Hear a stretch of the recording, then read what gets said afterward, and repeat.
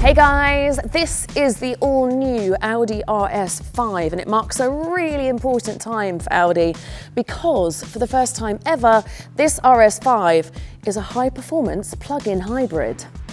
Audi says this is the beginning of a new era for their RS models, as they begin to combine electric driving, everyday usability, and what they call a new interpretation of the true RS experience. Today, we're going to take a first proper look at the design, the powertrain, the new Quattro system, and the technology inside. But first, here are the important bits which happen at the back and at the front. The first thing you need to know is that the RS5 comes either as an Avant, aka Estate, or as a saloon. Choose your own adventure. Then, at the nose, we have a new type of powertrain. The RS5 combines a 2.9-litre twin-turbo V6 with an electric motor built into an 8-speed automatic gearbox.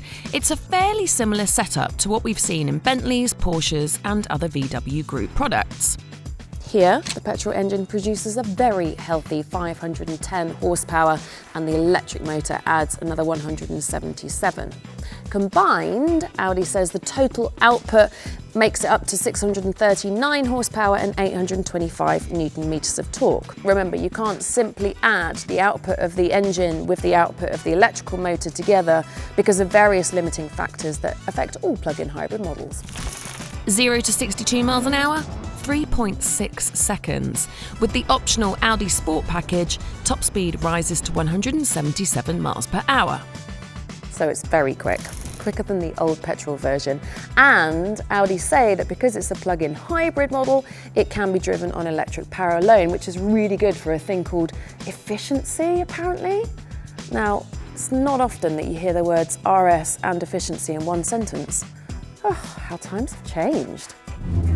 Audi describes the new RS5 as a car that can move between comfortable everyday driving and high-performance driving. A big part of that is the drivetrain, because this is the first RS model to use what Audi calls Quattro with dynamic torque control. Basically, it includes an electromechanical torque vectoring system, which should help it get round corners even better. We'll come back to that in a minute. But first, let's take a look at the design. The new RS5 is wider both at the front and the rear than the A5 and it has much more of a muscular, beefy stance.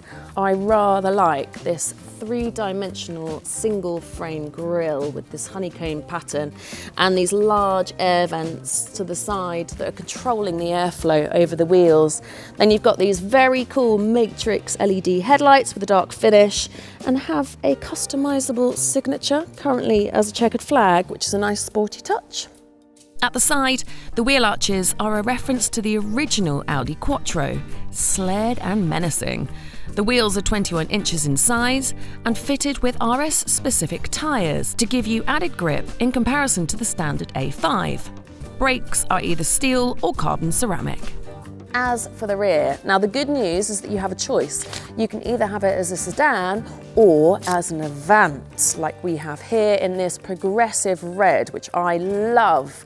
It looks so cool, doesn't it? It's very sporty. Loving the diffuser with the vertical fins, massive oval tailpipes, carbon fibre accents, a much longer spoiler for more downforce, and of course, again, the OLED lights with that signature checkered flag. Looks very cool, doesn't it? As for the sedan, well, it's just as mean as the Avant, with the diffuser taking up a bigger proportion to the overall back end, giving it a super aggressive look. Although you could argue that the exhaust pipes look comically large, the subtle boot-lid spoiler adds a nice finishing touch. Whichever you prefer, it's nice to have the choice of body styles. And, speaking of choice, if you're looking for a new car, perhaps a fast Audi, or maybe something a little less extravagant, then make sure you check out the Autotrader website and our app, where you'll find hundreds of thousands of cars for sale, new and used. Now, back to the RS5. Inside, Audi calls this a driver-oriented command post. Feels a bit dramatic, but okay.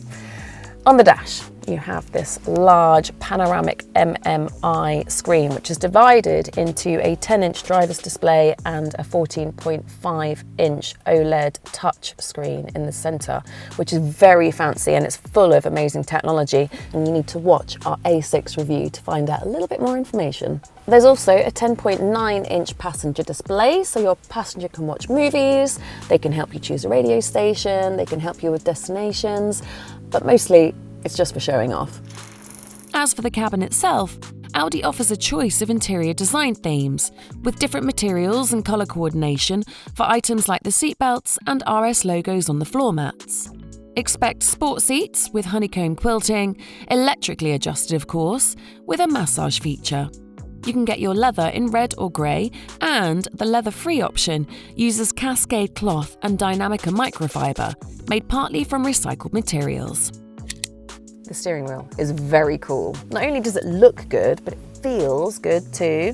Then you have a colour-coordinated 12 o'clock marker for orientation and clever satellite controls for driving modes. And as you can run it as either an EV or a hybrid, you have this boost button here, which give you maximum acceleration for up to 10 seconds.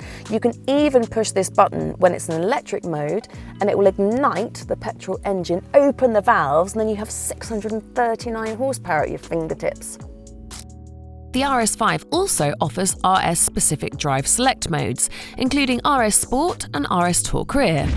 RS Sport aims to put all the power down as efficiently as possible, whilst RS Torque Rear is designed for maximum rear bias and controlled drifting. There are a couple of big advantages to going hybrid, one of which is of course the fact that you can drive it as an EV. This has a 22 kilowatt-hour battery, which is bigger than the normal A5 and can do around 60 miles. Now, you can recharge to 11 kilowatts and a full charge will take about 2.5 hours. And there's another big advantage to going hybrid: Quattro with dynamic torque control, aka electromechanical torque vectoring. Audi says a control unit recalculates the ideal torque split between the rear wheels every 5 milliseconds.